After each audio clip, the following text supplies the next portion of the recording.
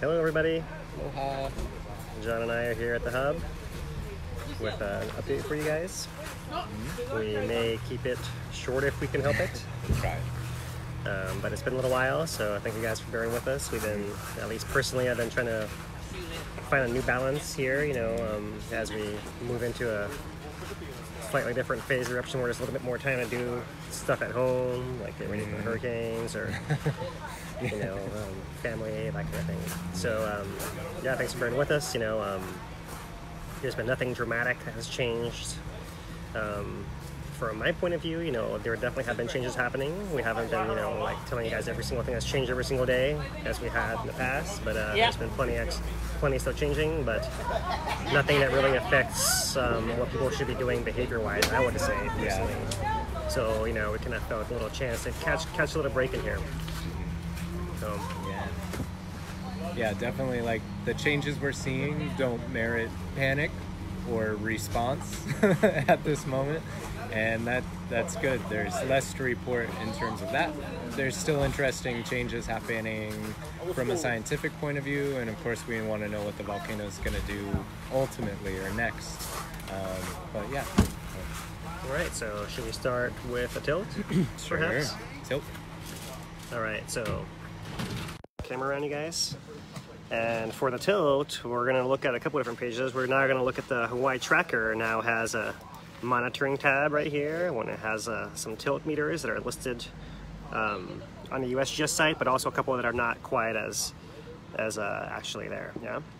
So here we have our. John. Oh, thanks. Here's our signal from the summit. In blue and Pu'o in green, and a couple of things to mention here. One is you can see the summit's going down with this diurnal pattern still superimposed. This was an earthquake in Fiji that happened earlier in the week, that really deep earthquake that we call a teleseism that kind of appeared across most of our stations that show that actual spot. But overall, the summit's showing this variation, but overall a slight decreasing trend. This particular plot is for the last week, so you can see over the last week, at the beginning of the week, had a slight increase in the Pu'o trend. It's also showing this diurnal variation, but since then it appears to be a little bit more steady. So looking at those plots in a little bit more detail, the 2-day plots, the summit showing a very slight decrease with this oscillation on top, and where it may scroll all the way down to the Pu'o. Well, we don't actually have it on here, so here let me switch to this one. The Pu'o plot for the last 2 days, so you guys can see, is also some slight variations, but basically flat as well. All right, so that's the two there. Let's go back to the tracker page, and what's next in our list. These are kind of ordered in distance away from the summit, so this is kind of closer to the summit, looking farther down at summer camp. This signal in here, is the one that it was right around the time as a rainstorm, so it's been something that's been kind of hard to decipher because we know that there's at least one station that the rain compromised the instrument, flooding the whole instrument was in. And I heard some reports that this might have actually been the case at some of these other stations as well, but the fact that we see a similar signal both at summer camp and the escape road, gives us some question whether, that's true at these stations, they both got flooded also, or if it's something else that happened as far as real magma leaving this area.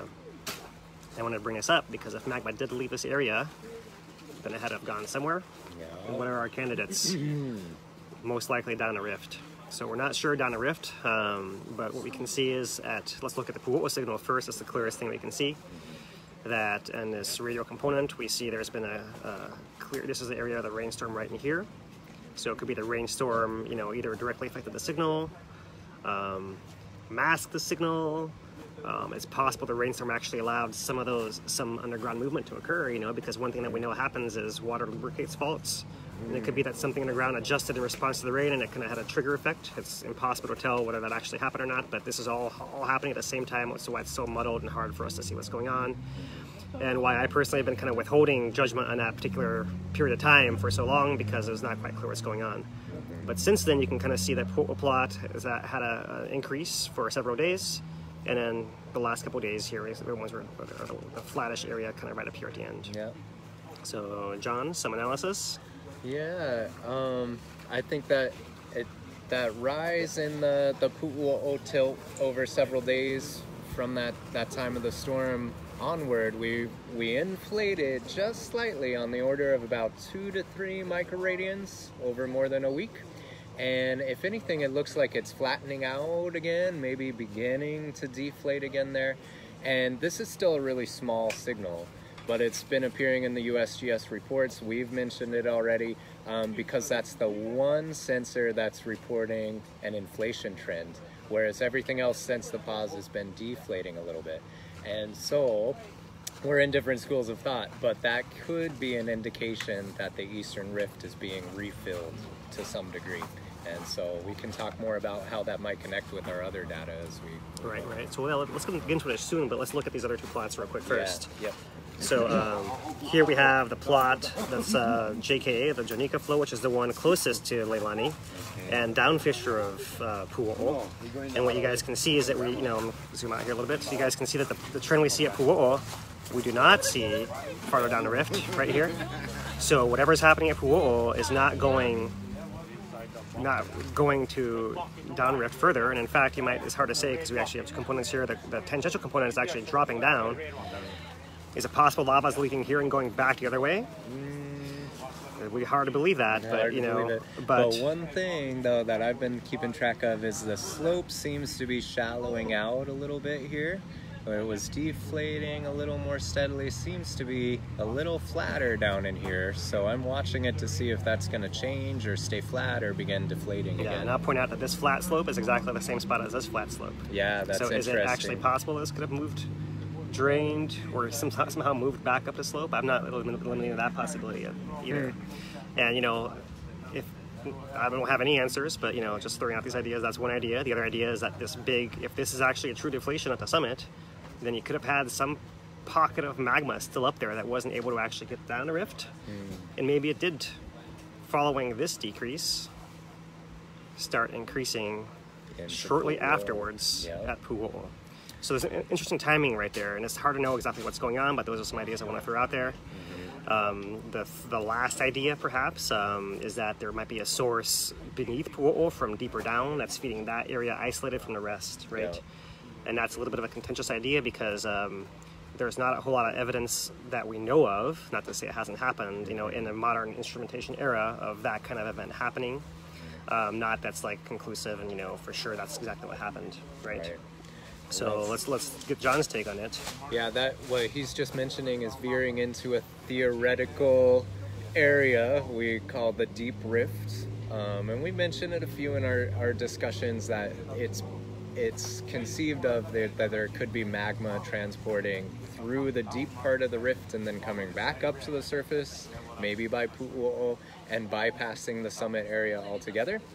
But there's only kind of theoretical implication of that. We don't have a lot of concrete evidence that actually happens, but it's something that we have to keep in our bag of tricks of ways to interpret what we're seeing, because we've been watching the East Rift have a little bit of inflation while the summit does not. So that's one of the explanations we can look to, is this idea that the deep rift. But we're veering into unknown theoretical areas when we talk about that, but it's stuff we keep in mind. Yeah. And one thing that kind of, not to get too lost in the weeds here, but I have a hard time imagining there's only one pathway from the summit to the rift zone, right? There must be multiple pathways, probably at different levels underground, right? And then we have lost like the most shallow pathway, but there's probably one that exists farther down. It might be one really, really deep one that we don't really know about. Right. And maybe that's the way to kind of divert lava from farther down and kind of into some slight angle away from the summit, where traditionally we think that most lava comes straight up under Halemau, and basically, if lava is coming straight up from under that area, I have a hard time imagining it turning and going down a rift zone unless something's above it, kind of pressurizing, pushing down, and to allow it to kind of move sideways. So I imagine, that if that was the case, if it's coming basically straight up and wants to turn to the side, you have to have some kind of nice geometry to kind of allow that, almost like an off-ramp for the thing to kind of go off and go in a rift zone. So that's one possibility, but that kind of takes a fairly unique situation. It might be more likely that somewhere deeper down you have a more shallow angle off-ramp that kind of goes from deeper down, and maybe both things occur, and we just don't have any way to see in there, which is why we're so Right. in the unknown of how it could actually be Because affected, how any it's of those connected. things in the deep rift are too deep for us to measure deformation at the surface. So that's why we're on theoretical turf when we look at that, because we can't directly infer the movement of magma by the tilts and those types of things. Anywhere in the deep rift, it's too deep. So we're only able to measure that inflation, deflation, and some of these near the surface in terms of the volcano conduits. They're still very deep compared to a human. They're like 3 kilometers down, these areas we're talking about.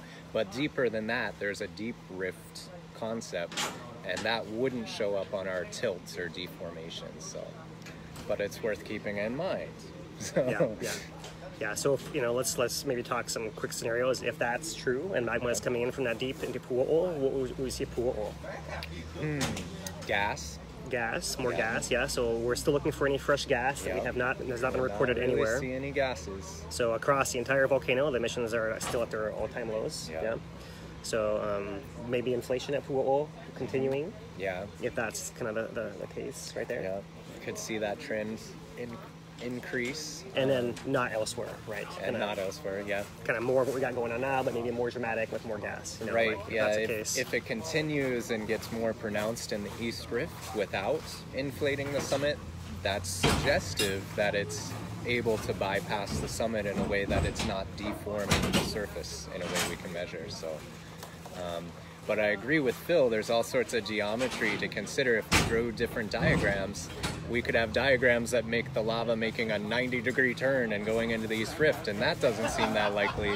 So there might be deeper, more gradual ways that the lava is able to move out into the volcano. So, I think the 90-degree turn is possible if you have a half-mile chamber of magma above it, holding it down to allow that pressure to back up. I think it's actually slow down and then make its turn, but without slowing the thing down, how do you make the turn, basically, so especially considering that everything above there is now a bunch of rubble, and it's not consolidated, it's not like sealed in, right? It's basically just loose, and why wouldn't you push up through the rubble, as has happened countless times in the past in the history of Halemaumau. There's much less pressure up there now than there ever has been in historic times. We removed all that pressure at the top of the mountain when we drained the summit, and so it just relates. Yeah. Anything to add, Harry? No. It seems like it seems like there'd be an awful lot of head pressure difference between the bottom of Halemaumau and the bottom of Pu'u'o. Why wouldn't the magma prefer to show up at Pu'u'o first? Well, I can answer part of that anyway. The concept is that the magma coming up from depth is very full of gas and extra hot, so it's buoyant relative to all the other magma in the system, which has been sitting there longer and cooler and maybe lost some gas. And so the lava coming up the main conduit should want to wiggle its way like a bubble of air all the way to the top of the system as far as it can go. And you would have to have just the right geometry to kind of deflect it otherwise, or some pressure that it has trouble getting up to. So from what we understand of the way the lava moves into the volcano from great depth, it always wants to go all the way to the top first. And so, but now we've changed the top of the system. We no longer have that little percolating chamber under Halemaumau. It's apparently empty, and I'm increasingly convinced that it's empty. So that can change the whole dynamic of how the magma moves in there. But it should want to go up directly, and in terms of Pu'u'o, it's way over here. It's lower elevation by our standards, but the summit reservoir is actually far underground. The summit reservoir that was under Halemaumau is the only part of the magma plumbing system, one of the only areas that's actually above sea level inside of the mountain. The larger chambers and even most of the rift is below sea level. So compared to a human, it's all very deep, and it has to come up the pipe to get out of Pu'u'o or anywhere else, And so we have to kind of put that in our frame for the pressure change between Pu'u'o and the summit. Yeah. Okay. Did that explain? Yeah, that's awesome. Okay. Well done. Yeah. So that's the basic tilt report. Like a little brief I don't know, extrapolation of what you might be looking for. You know, one thing we're also looking for is any kind of inflation at the summit in any noticeable way. You know, I think it's personally, I feel like that's just a matter of time. You know, that's the big question: is it a matter of weeks or months or years? And that's what we have no answer for at this point. Right. The thing I'm watching for is to see if the inflation in the middle of the rift at Pu'u'o continues, and if we see that propagating down to the lower rift. So we only have one other tilt station lower down, and that's the one to watch to see if there's a relationship that develops. There could be a delay between the inflation up there until it gets enough pressure, and then it'll push things further down the rift. So we have to wait and see if something like that unfolds. No time frame, no hypothesis about if it's going to happen. It's just something to watch for. If we see it happening, then we'll have a clue. Right. But we don't have that clue until it happens. So. We're still in a kind of watch and wait. Things are happening slowly enough that it's not quite clear. Yep. So everything is in extra slow motion right now. Yeah. So speaking of that Pu'u'o plot, you know, kind of coincident with this rise in the inflation, we've actually have seen some changes at Fissure 8, going back, what, about a week and a half now that you, John and Harry, have been going out to the fissure and looking at some of that changes in the glow and changes in the activity within the pit itself. You know, for those who haven't been following, there was pads of lava that came up. First a little bit of spatter, then a little bit more, then like a little pond that kind of resurfaced itself, and it formed a hornado, which has since collapsed. Yeah. So, you know, without showing you guys... Oh, the hornado's still there. It collapsed yeah, right what I mean, to, yeah, that's what I meant to say. yeah. Thanks for It collapsed like right next to the hornado. Yeah. Yeah. So we have a hornado and a collapse right now, yeah. It's getting exciting. And what I was hoping to show you guys, if I can find it, is a video that was posted by Kīlauea yesterday showing that particular puka. Well, let me turn it around. Here's a picture that he just got posted on Facebook. Looking straight down into that puka, which you see a bunch of rubble. Looks like some kind of silvery stuff in there. And There's a guy in there, you know. there's a guy in there, huh? There's a guy in there. Oh, he sees it. Hello, guys. How you guys doing? There he is. So, he's got this image, and there's a video. Let's see if I can pull it up here. There's some more pictures of that. Where's the video? There it is. Oh, yeah. Amazing video. So, some video of that little puka in there, the little hornado, which is a little pile of lava that's formed over a opening that was venting gas, is right here just to the side of it. And estimates are that this pile of rock is maybe 10 feet high or so, which would kind of give you the dimensions for that hole, something like 30 by 30 across, something like that. So given that, you know, we know the lava is right under the surface. That thing was actually glowing last night even, right? Yeah, and you guys are headed down tonight. Yeah, we're going to try and compare the visual glow we can see from the lava cam, because that's where we were looking for before. Now the new webcam has a much better view right into the fissure, but we don't have a frame of reference for how bright that actually was. Yeah. We could see the glow in the webcam. We'll compare it to our old view and get a sense of if it's brighter, dimmer, similar. The interesting thing though is that, and I was describing it for Harry and stuff earlier, is that, you know, on the one hand, there's not a lot of gas coming up with this lava that's filled in the bottom of Fissure 8, and I was beginning to think, well, maybe this is cooler, pasty lava, and it was just coming out in sheets and cooling, so it was mostly solid, and like that'll be the last squeeze out and solid. But now we've kind of seen that, you know, it continued to erupt a little bit of lava very gradually, sneakily over a few days, but that lava inside, underneath that silvery crust, was still fluid enough that it was able to drain away somewhere underneath that crust, and probably down the conduits that are still open enough to let it come back down inside of the Fissure 8 cone. So as it drained out, the crust over top caved in and made that circular hole. So that was just an interesting thing. I was beginning to think that was all solid. And this shows that there was enough liquid under there it could retreat and cause the crust to collapse in. So now I'll be watching to see if it comes back up again. Right. And how often is it going to do that? So, But just to kind of play devil's advocate. Okay, it's your turn. The lava in Kīlauea stayed liquid inside of there for about 30 years. Yep. degassed, still liquid, true pasty, but eruptible. Yeah. So there can we really visually tell the difference between the pastier lava and the gas lava as far as it relates to like being able to come out of that crack? And do we know that there was, we really need, as you were saying before, we need a sample. Yeah, we need a sample, and we don't have the smoking gun. We don't have the gases, and so I would like to have that magma sample that might be able to show, did this magma have a lot of gas in it when it came up in the fissure? Was it very hot compared to the other lavas that come out, or is it cooler? Because that should give us a clue as if like we've been describing, there's so much lava in that vertical conduit, the dike beneath the fissures, it could potentially squeeze up and degas repeatedly for a long time, because we're talking about an unknown amount of lava that goes very deep.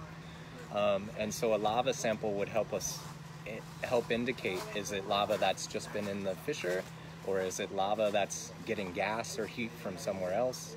We don't have the sample yet, so we can't answer that. Yeah. And what the scientists look for in a sample is they actually will take that rock and mount it on a little thin section, glue it to a piece of glass basically, and cut it really thin, usually 30 microns, something like that, and look for the size of crystals that are growing within there. Just like a glass of ice water can have the little crystals of ice starting to grow within the liquid. You can look at the sample and look at the amount of crystals growing, the size of them, how long they've been growing. That's how you can basically tell how cold or how hot it is. So that's what the geologists are actually physically doing, is looking through microscopes at these pieces of rock to kind of see what's going on. That's one way to do it.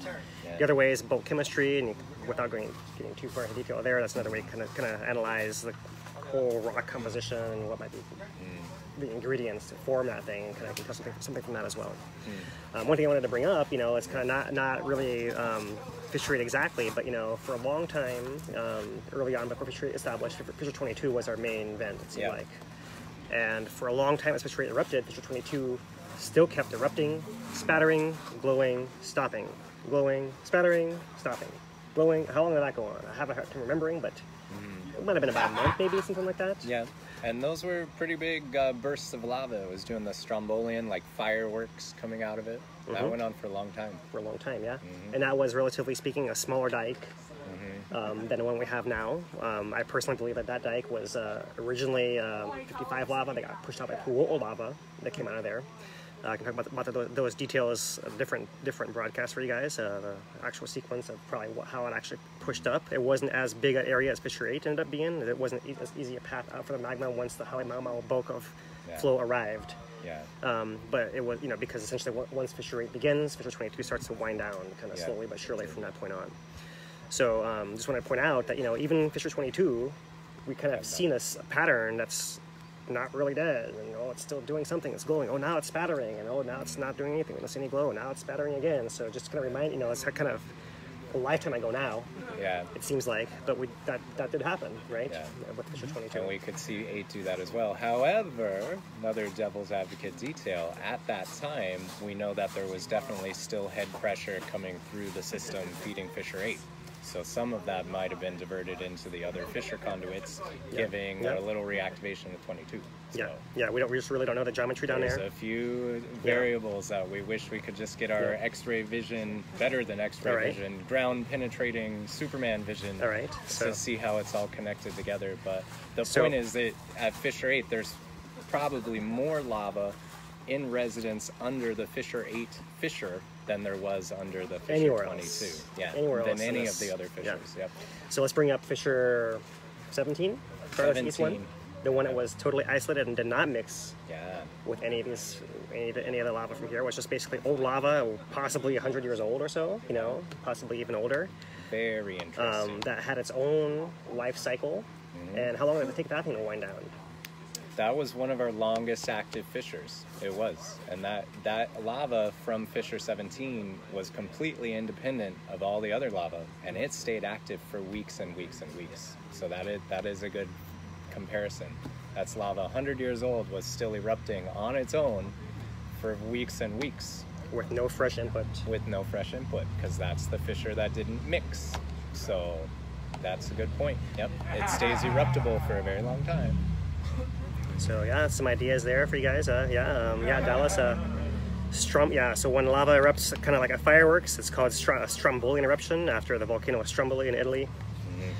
the lighthouse of the Mediterranean, as it was called. It was so reliably explosive that the sailors would use it to guide their ships into. Yeah, tiny islands. You wear hard hats when you get to the island to go see the volcano. It's kind of cool. I'd like to go there one day. So that's basically what we know about the fissure right now. You know, it's been very varying. You know, we probably can expect it to keep varying for a while longer, right? You know, I mean, whatever happened at fissure 17 or anywhere else could happen twice, 5 times, 10 times as long.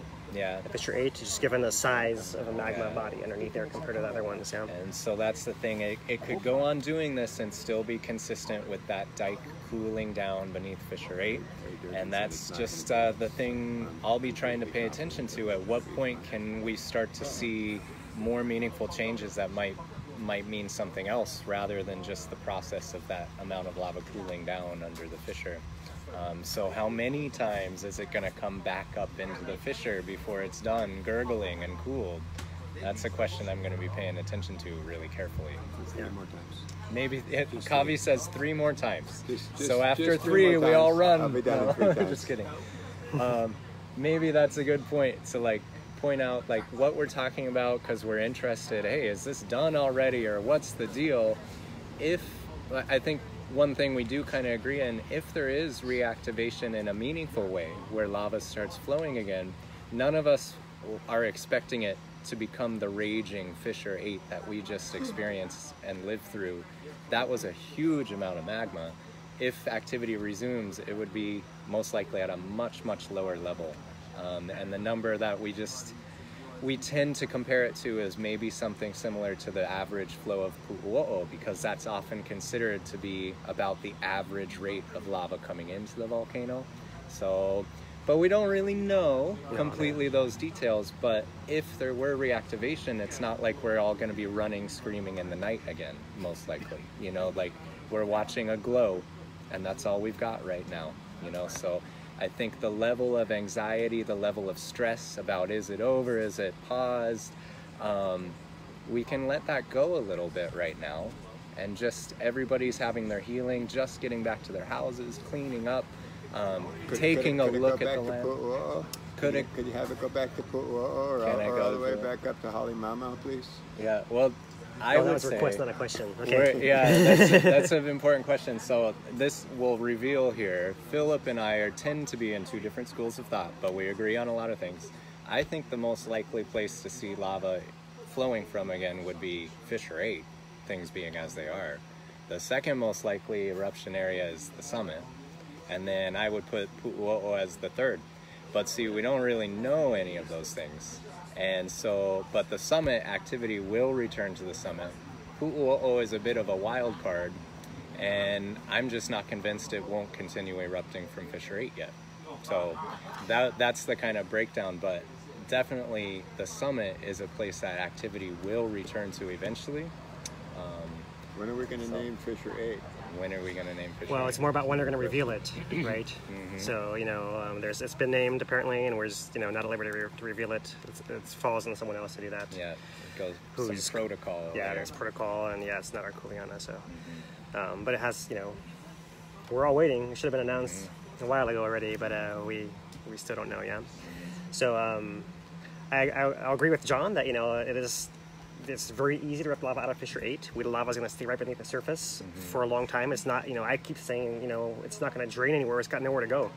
It's going to sit right there, under the surface. You know, maybe whatever space the gases form from bubbling out, you create a little bit of space. Lava can drop a little deeper in there. But like, you know, like I said before, the deepest fissure that I've seen is 200 feet deep, which leads you to believe that lava always drains back in and fills it to at least that height from wherever it is, right?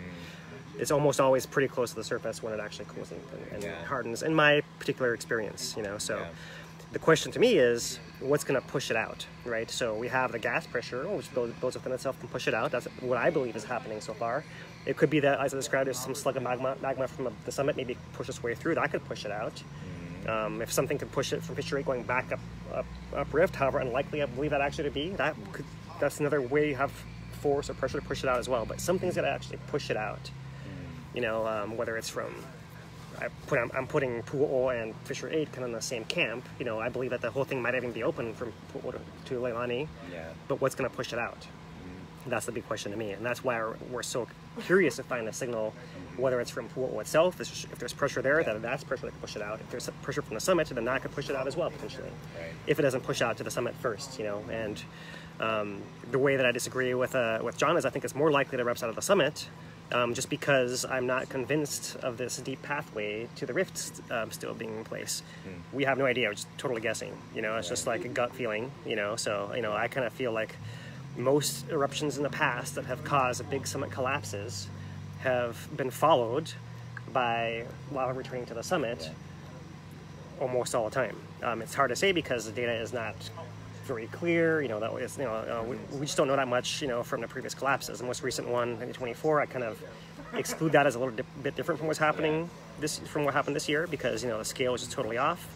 I think that the 1790 maybe is more applicable as far as a model of what happened here, but you also got to put 1500 into play. And, you know, 1500 was a bigger collapse than 1790. 1790 was a pretty big collapse, but we had explosions as well. 3 days only of explosions in 1790. Really destructive, fatal explosions, you know, with, you know, the fridge-size fridges being thrown out of there. You know, that's where that whole era came about, you know, that whole quote. But that's the kind of situation that I think we're most like, actually, than anything else. And, I think that those explosions are possible. More likely, the longer it takes for lava to come back to the summit, the more likely it is we'll have those kind of explosions. So the sooner it comes back to the summit, the better. But the summit is where this kind of thing happens, and I think, you know, in a grand scheme of things, the most likely thing is lava will come back to the summit, hopefully soon. If it comes back sooner than later, it may not explode. If it doesn't come back as quickly, it's going to explode up there. And the patterns in the past, that to the best of our knowledge, we have explosions as the magma comes through the water table, followed by possible high fountaining from those ring cracks that form from the caldera collapse. Right, high fountains that in 1790, only the very top pumice, the lightest froth of the fountain was able to reach onto the caldera rim. Everything else stayed within the hole. It was, imagine looking into a big pit and the fountain is all the way inside of it, and just whatever gets blown out by the wind is what lands on the outside. So that phase isn't as scary as the explosive phase for sure. And then after that, quite a sight. After that, you kind of have flows pushing back through the rubble, forming lava pads, eventually lava pond, lava lake. In the case of 1790, by 1820s, lava lake was established, lasted about over 100 years in the same spot. So that is still in play to me. Yeah.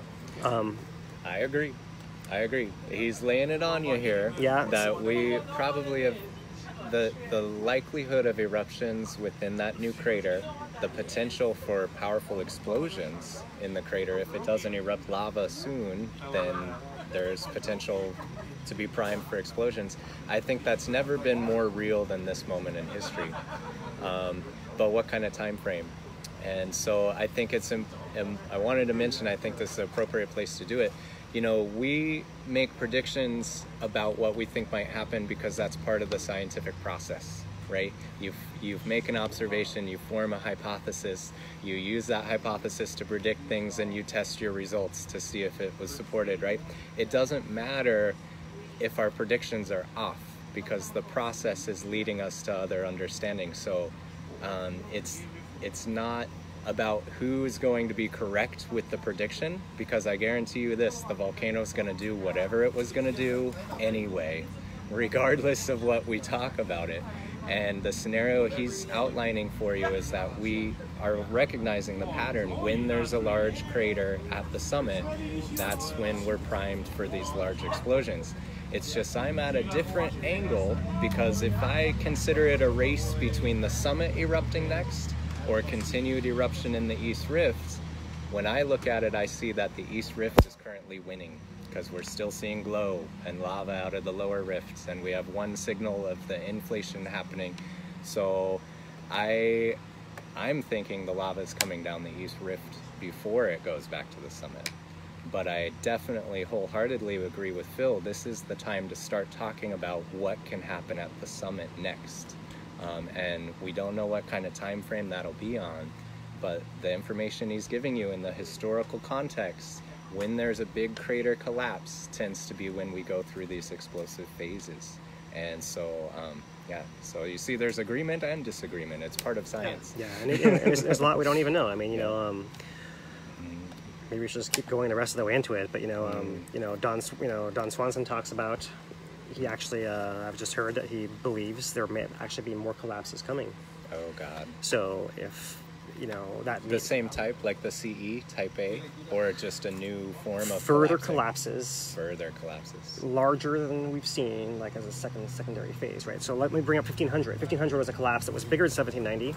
That actually I'm just hearing about this on screen, you guys. Usually we live talk reaction. About stuff. Oh my gosh, really? Don said that? Well, Don is So, very well respected, so almost anything this geologist says, I listen very closely. Yeah, so I mean, that, just showing you guys, an even farther viewpoint of what else is also in play. That there could well be lava not coming in anywhere is an extreme point of view, and in that case, it could collapse even more. Wow. So, we don't see any evidence for that yet either, but we know that in 1500 that was a case. The collapses were even bigger. We had collapse not only under Kīlauea, but under Kīlauea, the whole Kīlauea fault system that connects the southeast and southwest rift zones, kind of south of Kīlauea, where there have been earthquakes recently in the last couple months, It's probably maybe 3 miles south of the summit, something like that. It's not right there next to the summit, but it's basically an area collapse to the south of there, which goes to show like how much larger a collapse can actually get. Yeah. And we extrapolate that many of the pit craters in the chain of craters probably formed during that exact same period, right? If you're collapsing 3 miles south of the summit, then the upper east rift zone is likely to be compromised as well, and you could form lots more pit craters. So I had mentioned earlier, we talked about there might be pit craters forming in the upper east rift. Wow. I think maybe not unless we have more collapse at this point. But basically, we don't know what's going on. What happens next to the collapses will tell us a lot. What about if it repressurizes it? But basically the collapses could be worse. They may get worse. They may not get worse. But they have in the past definitely been worse than what we have now. Right. And when we talk about this is going to come up, so I might as well address it head on now. When we talk about eras of explosive eruptions, like happened from 1500 to 1790, right? Well, arguably 1790, right? There are times when you have more explosions and less flows, and times when you have explosions with flows at the same time. Whoa. So that's kind of there's not just eras of regular explosions, more explosions all the time, but they're kind of three different eras, like just lava coming out, just explosions, and you have some kind of mixed in between, which we haven't really had, in my opinion, good demarcations for in time, because it's really hard to divide where that actually happens, right? So in the past, like in Don's publications, he talks about the areas of explosions being caused by a low supply of magma to the summit of the volcano. Right now, why that might happen, we don't. We can kind of talk about maybe a deep rift kind of situation, or maybe like an actual slowdown of the generation of magma. Those are things that could possibly happen. Potentials. But we just don't know. Yeah. Harry, could you do me a favor and plug in that yellow extension cord right there? There we go. Lights. Yeah, we got. Yeah, I think he can hit us right there. Yeah. Okay. So yeah, I mean, I think just kind of keep following up on that. 1790 was kind of included in that window, but even though the flow is undated at Heiheahu, we believe it's around 1750 flow, and that eruption formed a lava shield, which means it had to have been active for, we think, an estimate of an order of 5 years to maybe Pu'o length, 35 years. It wasn't like a 1 month kind of thing. So if you have that long of an eruption in 1750, right, and can you really call that a predominantly explosive phase, or the explosive phase in 1700 before that actually happened? Right. And if so, then 1790 was actually a small collapse, small, quote unquote, compared to 1500, right, within this eruptive era, which may be exactly what we see today, potentially, right? And so if that's the case, then that's why I'm just kind of trying to build more support for the idea of maybe 1790 might be the best analog for what happened now. And, not to say we're going to have 300 years of explosions, but I'm saying maybe more likely we actually could have 3 days. I think more likely, because I don't believe the magma supply into the volcano has decreased. It could have been diverted. We'll have to wait and see if that's the case, and we're not going to see anything at the surface for a while. We're going to talk about this for the next month, and we'll see, okay, well, now I can, there's the magma coming in. Maybe we can consider collapses more seriously at that point further on. You know, for now, it's just an idea that's out there. I just want to, you know, paint the whole spectrum of all the possibilities, right? You know, so I don't think we're going into 300 years of explosions. I think we might have explosions coming, but not like persistently all the time. But that is still in play, just based on what Don has said, and you know, the fact that we don't know why the magma supply maybe drops or doesn't drop. I would love to pick his brain. And you know, these things are worth talking about. It's not that Philip's trying to scare you, but this is the reality. We've all learned a lesson to never be complacent about what this volcano can do. And I even had part of that conversation with one of the geologists at the town meeting. They're like, yeah, I'm talking with my husband about it. We've got to decide, because a lot of the geologists and people who work in the park, they all live in Volcano Village and the golf course near the park, because that's where they work. And worked so hard right now. But so in the event of large explosions up there, people will need to get away. And so it's better we talk about this now as part of our volcano awareness of what is the history of this volcano, what is it capable of, and what does the pattern indicate about where we are now. And so these are real potentials. We can't be sure of the time frame. And one monkey wrench in the system is I don't believe we saw reactivation of lava within the vent for quite so long at 1955 or 1960 in the Lower East Rift Zone. So I still think there might be some more to see in the Rift Zone before the summit. But whether that'll make it all the way down here to our fissures and Fissure 8, which keeps glowing, or it might be somewhere else along the way, higher up the rift. We don't know so many little things along the way, but we do know that the summit will become active again. And so these are things that are worth talking about. Yeah, so the summit story is going to play out at some point. And what's unclear is whether it's going to be totally independent or concurrent with this Fissure 8 activity, which is still very, very weakly continuing. Looking at the 1790 analogy, it's not at all clear from accounts the order of the big flow. There was a big flow down here in Puna in 1790 as well, right? And I believe that the estimates that I saw put it at 35 square kilometers, which is about the same as what we have this year. It's hard to say volumes, it's hard to say how much went into the ocean, you know, it's hard to say the amount of time. It's not clear if that preceded the summit collapse in 1790, although, you know, given what we saw this year, it seems to me the most likely. Yeah. And there were reports of kind of little flows continuing, you know, in the area, but it's also not clear if that kind of was after the collapse or not. So, you know, it's totally still in play. That Fissure 8 can keep bubbling away indefinitely, even as the story at the summit develops, you know. Right. So that's So we could both be right. Oh. No, I didn't mean to say it like that. I don't know if either of us wants to be right about these things. But, wow. Good analysis. So we can kind of, you know, maybe pull out some more maps and things some other time and do the diagrams and all that. We'll maybe leave it at that for now. It's just kind of, you know, in the range that, you know, there are two stories now to follow, you know, basically, you know, that, you know, we disagree whether they're connected or not, these stories, you know, like how in a short term and a long term they are. Yeah. But like in a shortest term, like are these stories connected or are they going to kind of play out independently? That's the only kind of point of, you know, disagreement or, you know, divergence that we're really looking at, I think. Yeah, and we have to wait and see for either answer. So yeah. Wait and see still. So let's start wrapping it up. What's on everyone's mind now is actually not volcanic. We're back to one of these situations where we have another storm coming at us, and it is named Olivia. And it is currently projected to pass between the Big Island and Maui, the last that I heard. If only we had a weather expert around here to give us some analysis. Oh wait, we do have a weather expert. Oh yeah. Should I give you some visual aid here, Harry? Yeah, go to punaweather.org. Okay. Will you hold this, John? Yep.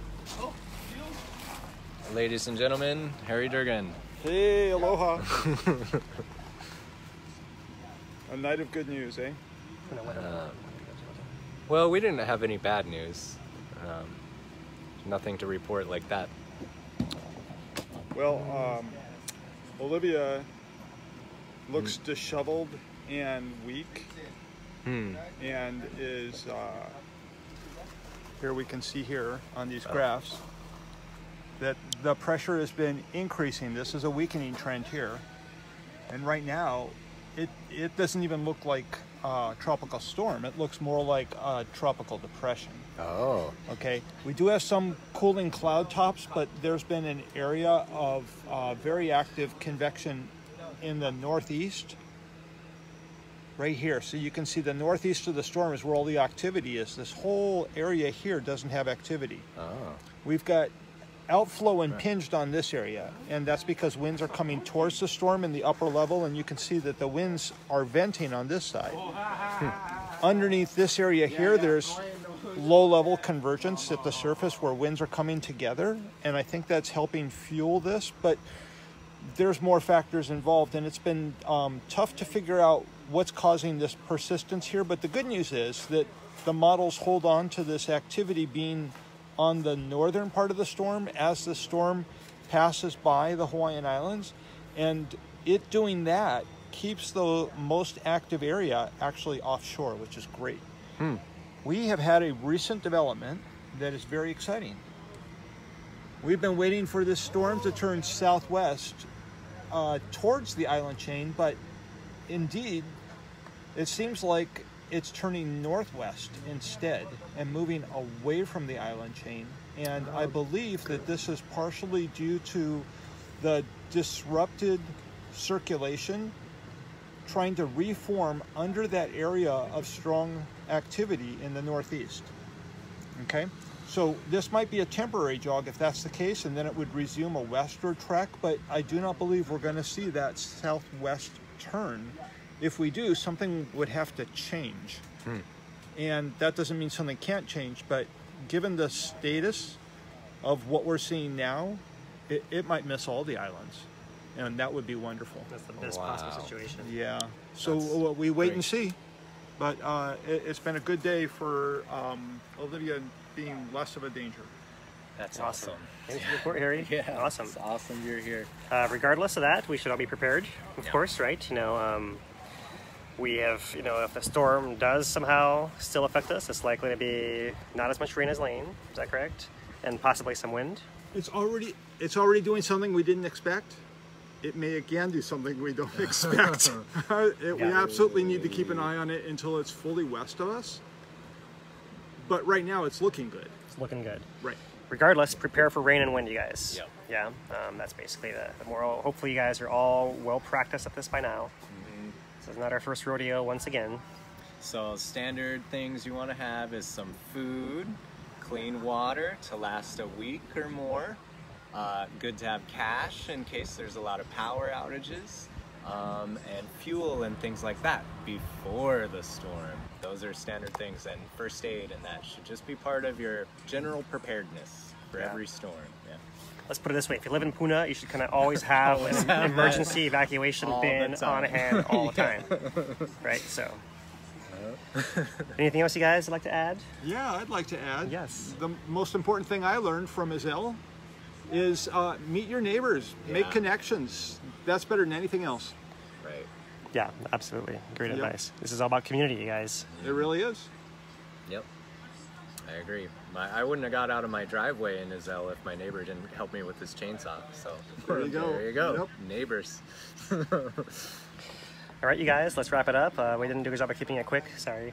That's We're gonna good. send these guys down to the lava cam and see what they can see, and you guys will hear the reports a little later. Until then, All right, stay classy. Stay classy. Puna.